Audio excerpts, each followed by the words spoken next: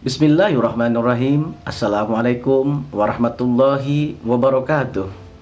Pemirsa yang dimuliakan Allah subhanahu wa ta'ala, dimanapun Anda berada, semoga Allah senantiasa memberikan kemudahan di setiap aktivitas dan kegiatan-kegiatan kita semua. Amin, amin, amin ya rabbal alamin. Pemirsa, alhamdulillah kita memasuki di pertengahan bulan suci Ramadan, waktu yang terus mendekati menuju hari yang fitri, menuju hari yang dinanti, menuju hari raya Idul Fitri. Hari yang menjadi momentum berkumpulnya kita bersama keluarga-keluarga kita tercinta, dihiasi dengan pakaian yang berwarna-warni, hidangan yang bervariasi, yang menggoda hati, meningkatkan selera untuk dinikmati.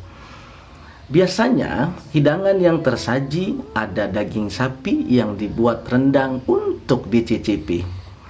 Pemirsa, mendekati Idul Fitri, harga daging sapi pun mengalami peningkatan. Namun tidak menjadi penghalang untuk kaum istri agar bisa membeli dan memiliki, agar hari yang dinanti menjadi semakin indah dan berseri. Mengingat harga sapi yang semakin tinggi harganya, tapi semakin diburu oleh orang-orang, ini menjadi sebuah ibroh, menjadi sebuah pelajaran untuk kita semua, bahwasannya Allah menciptakan hewan yang bernama sapi itu mempunyai nilai dari dagingnya. Semakin daging sapi itu gemuk, besar, maka semakin besar pula nilai dan harganya. Allah pun menciptakan hewan yang mana mempunyai nilai, cuman nilainya bukan dari dagingnya, melainkan dari suaranya. Hewan itu adalah burung. Harga burung bahkan ada yang hampir sama dengan harga sapi. Padahal burung tidak mempunyai daging sebanyak sapi, cuman burung mempunyai nilai, yaitu suaranya. Allah juga menciptakan hewan yang mempunyai nilai dari bentuk, rupa, dan warna yang indah, yaitu ikan cupang Thailand, yang mana pada saat ini diburu oleh anak-anak untuk dibeli. Ikan cupang pun semakin bagus warnanya, semakin bagus bentuknya, maka harganya pun akan tinggi dan dia bernilai.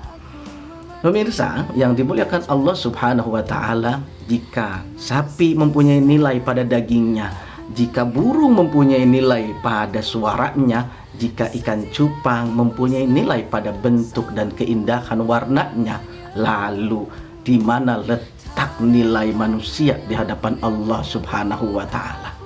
Ini perlu kita renungkan.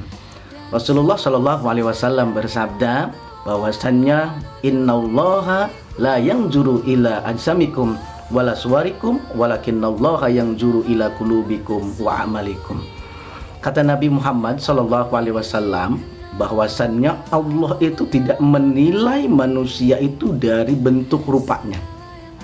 Allah subhanahu wa ta'ala tidak melihat manusia dari ras mana dia berada, dari suku mana dia ada, dari keturunan mana dia dilahirkan, dari negara mana dia berasal. Allah tidak melihat kepada yang demikian, tetapi Allah melihat kepada hati hambanya dan perbuatannya.